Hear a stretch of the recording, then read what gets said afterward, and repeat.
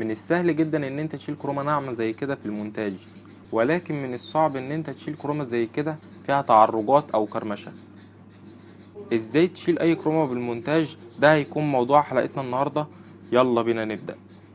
السلام عليكم ورحمة الله وبركاته، اهلا بكم في فيديو جديد. حلقتنا النهاردة مميزة ونادرة في نفس الوقت.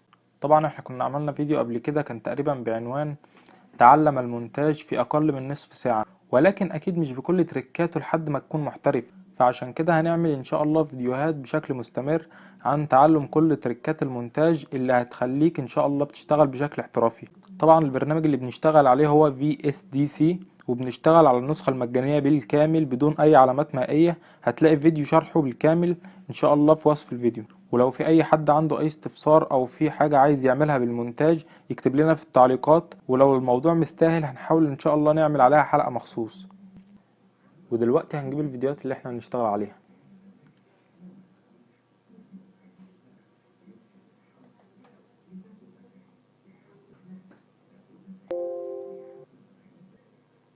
ولو لقينا فيديو زي كده مش مالي الشاشة، هنيجي على اليمين هنلاقي كلمة استريتش فيديو، هنلاقيها مكتوبة نو، هنحولها ليس.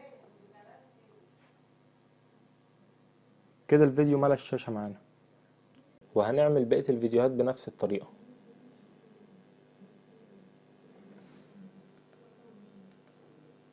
هنيجي بقى هنا هنجيب اول فيديو اللي فيه الكرومة الناعمة وهنطلعه لفوق عشان يبقى في المقدمة، وهنخلي الفيديوهات اللي احنا عايزين نخليها في الباك جراوند او في الخلفية تحت. هضغط على الفيديو اللي انا عايز اشيل منه الكرومة، كليك يمين، اختار من القائمة فيديو افكتس واختار منها ترانسبرانسي، واجي هنا عند اخر اختيار اللي هو باك جراوند ريموفر. هنضغط اوكي، وهنيجي هنا على اليمين هنلاقي فيه قلم، هندوس عليه، وهاجي هنا عند اي حتة في الكرومة وهدوس دوسة بالماوس. هلاقي هنا شل الكرومة كلها بكل سهولة، ولكن لون الكرومة لسه مأثر على الحواف بتاعة الجسم. فهاجي هنا على اليمين هلاقي فيه 3 خانات فيها ارقام، هفضل ازود فيها وانقص على حسب الاحتياج. يعني مثلا لو انا عندي الكرومة لسه ما اتشالتش كلها فهزود في الارقام، ولو الكرومة اتشالت وزيادة، يعني مثلا لو الجسم ده اتشال منه حواف مثلا او اتشال منه اجزاء، فهبتدي ان انا اقلل الارقام دي.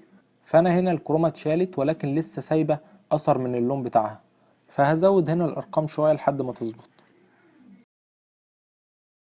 كده ظبطت، واللون كمان والاضاءة بتاعت الشخص اللي واقف متماشية مع الاضاءة واللون بتوع الخلفية. طيب تعالوا بقى نشوف لو معانا مثلا فيديو زي كده اللون بتاعه ليلي او نيون، هنعمل ايه في الشخص ده عشان نخلي اللون بتاعه والاضاءة متماشية مع الخلفية. هنخلي طبعا الخلفية زي ما هي، ولكن هنغير اللون والاضاءة بتاعت الشخص. طب ازاي؟ هنيجي هنا فوق على كلمة فيو وهنختار FX، هتظهر لنا القائمة اللي على اليمين ديت، منها طبعا بنقدر نتحكم في اللون والإضاءة. هنقلل الإضاءة سنة وهنزود الكونتراست، وهنيجي هنقلل الجاما ونزود طبعا اللون الأحمر شوية والأزرق سنة. يعني هنحاول نغير ونجرب في الأرقام دي لحد ما تظبط معانا.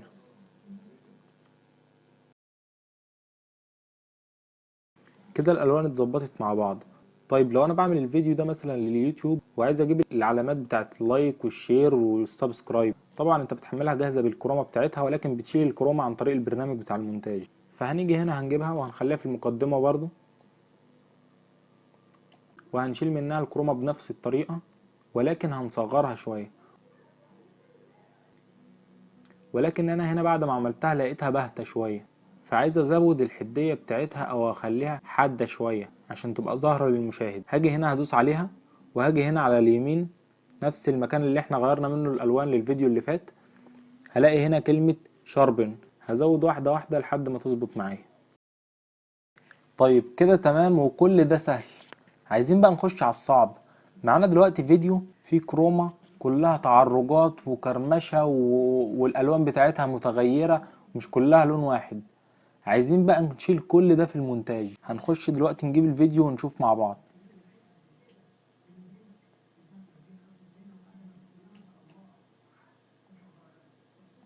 اهو الفيديو كرمشة وتعرجات، والاضاءة مش متوزعة بالتساوي وحالتها صعبة. ولكن البرنامج اللي معانا النهاردة ما بيهموش حاجة وما بيحلش اي كرومة بيفورها.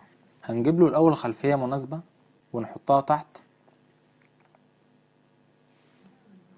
وهنيجي برضو ندوس على الفيديو اللي فيه الكروما، كليك يمين، فيديو افكتس، ترانسبارنسي، باك جراوند ريموفر.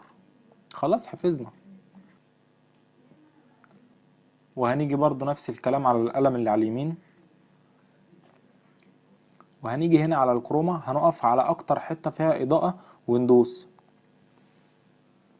هنلاقي شلنا جزء بس من الكروما مش الكروما كلها. هنيجي هنا زي ما عرفتكم هنزود الارقام وننقص على حسب الاحتياج، فهو دلوقتي ما شليش الكروما كلها، فانا هبتدي ان انا ازود الارقام لحد ما تظبط معايا. ها قربت.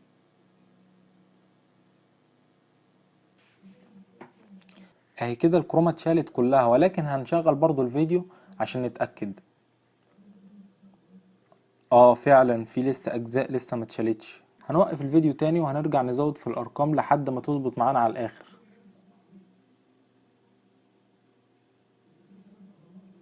اهو كده تمام، ولكن الخلفية او الباك جراوند مش مالية الشاشة، فهنعمل برضو نفس الكلام اللي عملناه في اول الفيديو. هنضغط على الفيديو ونيجي على اليمين ستريتش فيديو، بدل ما هي نو هنخليها يس. هنلاقي الفيديو ملا الشاشة معانا. طيب عايزين بقى نخلي الفيديوهين متناسقين مع بعض في الالوان والاضاءة. هنيجي برضه هنفتح قائمة FX من فيو، وهنبدأ ان احنا نظبط الارقام ديت للفيديو الامامي اللي انا شلت له الخلفية، ده اللي هنظبط له الالوان وهنخليه متناسق مع الفيديو بتاع الخلفية.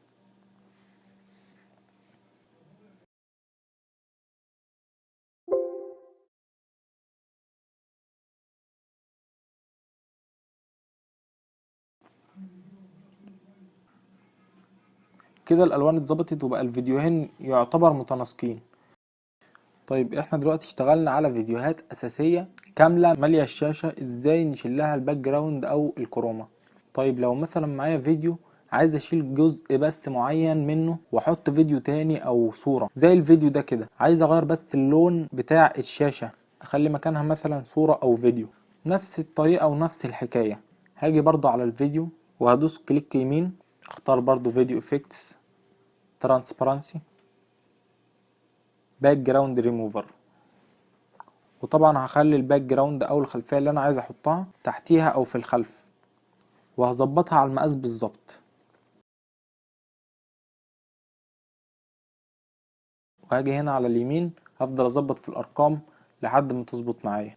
وبكده تكون انتهت حلقتنا النهاردة.